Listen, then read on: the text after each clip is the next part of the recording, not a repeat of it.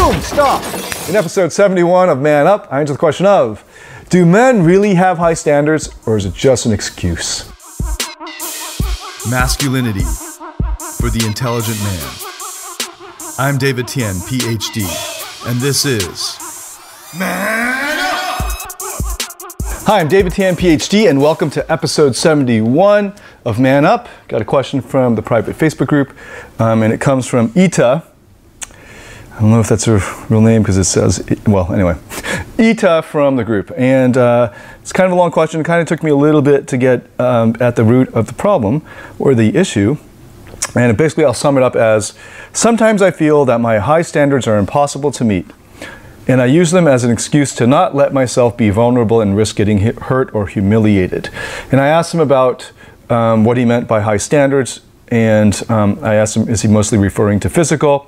And yes, he's not just mostly, he's strictly referring to physical attractiveness.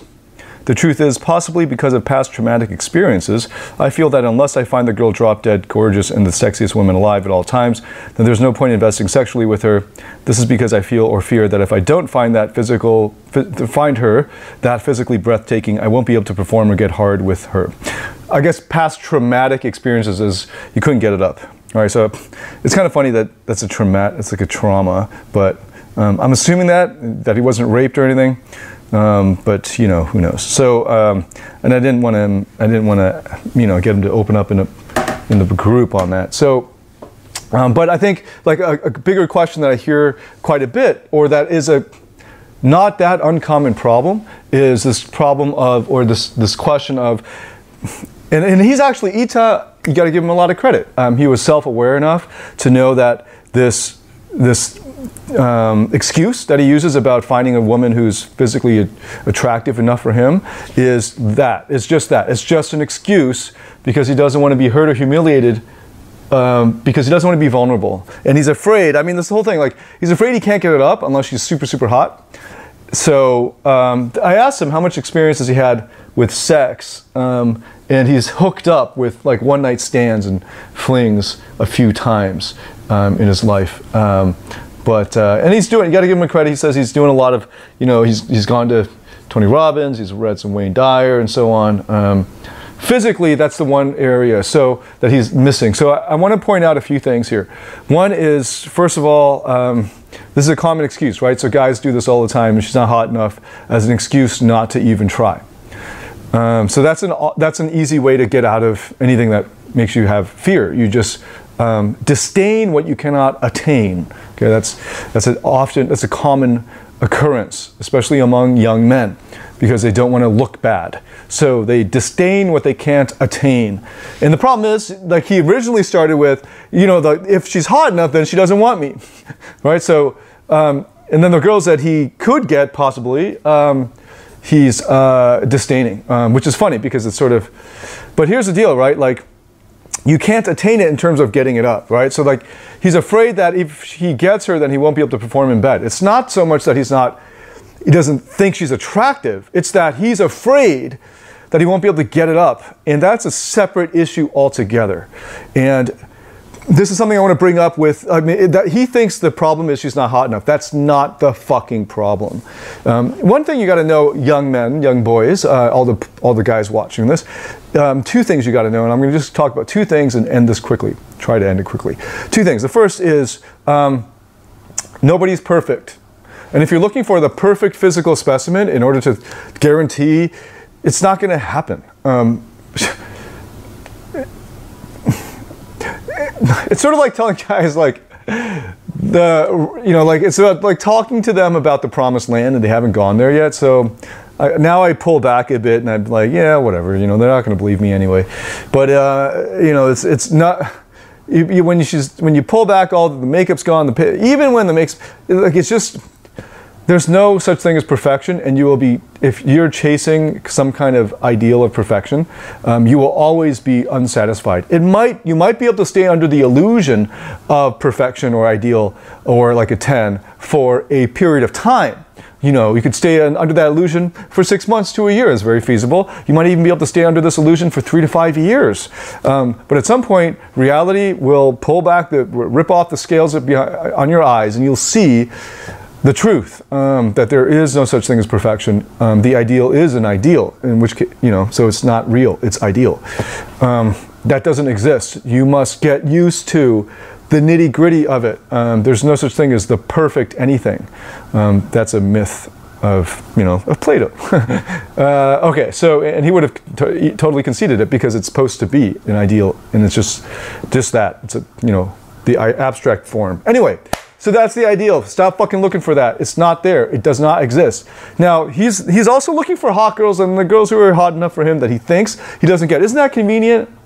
The girls that he says are hot enough for him to get hard, he thinks, don't want him. So what happens? He never has to confront the real issue, which is that he wasn't able to perform on demand. Okay, now this goes to the bigger issue. And maybe this is the one I should have gone to right away. Hopefully, if you've been watching this long enough up to this point, you realize it takes me a while to get warmed up sometimes, and that's the challenge. So here's the thing. Modern men all around the world, especially with the way the internet has changed our brains, cannot get it up. In general, modern men have a global epidemic, let me say, a global epidemic of erectile dysfunction and low testosterone. The low testosterone is a lot more complex because it comes from a lot of other factors, especially the food we eat, but also the environment we're in, the work we do every day, the daily routines of most males. But the erectile dysfunction is, what I mean is, they're not very good at getting hard and staying hard because their brains have been rewarded on the wrong stimuli.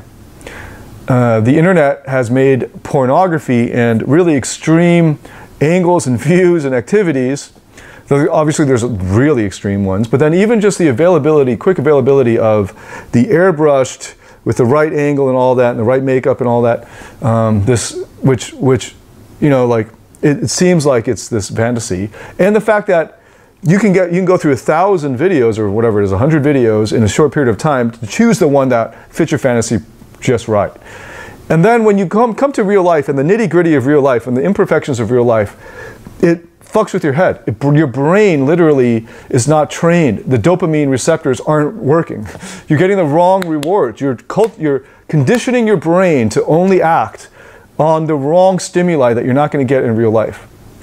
And women, just Google like Tinder interviews of women about Tinder, because with Tinder now, and that's a whole separate awesome topic. With Tinder now, it's made women less squeamish about anonymous sex. So they'll show up and try, they act all slutty on Tinder because they don't, they purposely look for a guy who's not in their social circle, and they don't have to go to a club or a bar to do it so that no one else will see, their friends won't see. They can meet this guy on the sly, and they just keep complaining these guys can't get it up, like another limp dick. And this is an epidemic, and it's largely because you've been feeding your brain on the wrong stimuli. The internet, even if it's not porn, the internet has given you Victoria's Secrets models like that, right? You just train your brain on that. Now, it's one thing to train your eye to appreciate a certain kind of beauty. It's another thing to be jacking off to it and ejaculating to that beauty, because what's happening is your brain, which is the largest sex organ in your body, the brain is what's controlling down there. Even if you take Viagra or Cialis or something, you won't get hard unless you're in some way turned on here. Now, if it's your first time taking it and it's a strong enough dose, just a little bit here will turn that on down there. But this brain to dick connection still has to happen. And a lot of dudes, because they're trained on the porn or they're trained on easy gratification, this to here is broken. So I read about this like 10 years ago on all these POA forums. To be honest, I actually suffered from it for a couple of years, not knowing why, and I just got off porn for other reasons. It wasn't even, I didn't make that link between the porn and the challenge of staying hard. But then I started to notice performance was much better, and then also I was much more eager to go out and do it, because it's sort of like you're a lab rat and you just keep getting fed the thing you want. You're not going to get up. You're going to be a lazy fuck. You just sit there like a lab rat and just keep eating the pellets. You're not going to go on the treadmill and run around and stuff. So it's overall, that's really fucking with our evolution. I mean, our evolutionarily produced adapted brains. Porn is. And it's going to get worse because now there's VR porn and there's 360 porn and there's there's like, it's very realistic. All these dudes, when they start getting on that, it's like a drug. They're going to check the fuck out. They're not going to be able to perform in real life. They'll need the fantasy that they can control. And she's got to be just this way with just this lighting and doing just these things, saying just these things in just these angles. And he's got to be able to see it from this angle. And then real life is not generally like that.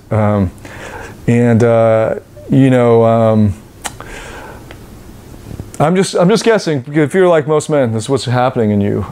You've got to go through a program of detoxing from that. I do not think that your issue is that you have such high standards with physical beauty, because that would happen naturally. You would just work your way up naturally, and you would be able to, they'd just be just outside your reach. You'd be able to get them. You'd be able to attract that. But, I mean, every guy wants to attract, the Victoria's Secret model at the beginning. Like, he wants to have sex with something like that. Whether he wants to be in a relationship or not is different, but he wants to have sex with that. So that's how I first read the question. And on the surface of it, it's like, get better game, right? But, become more attractive as a man. But that's not the issue. The issue is actually the running from the fear of not being able to perform, and the convenient excuse that will never put him in the situation where he has to confront that fear again, is that the ones that he thinks would make him perform don't like him, don't want him, and then the ones that he can get, he disdains so that he doesn't have to confront the real issue, getting naked and then having to perform. So, so physically, that's why I asked physically, and he said he's doing nothing physically, or what in Tony Robbins' vocabulary, physiologically. You got to get your testosterone levels up, and you also have to get off the porn.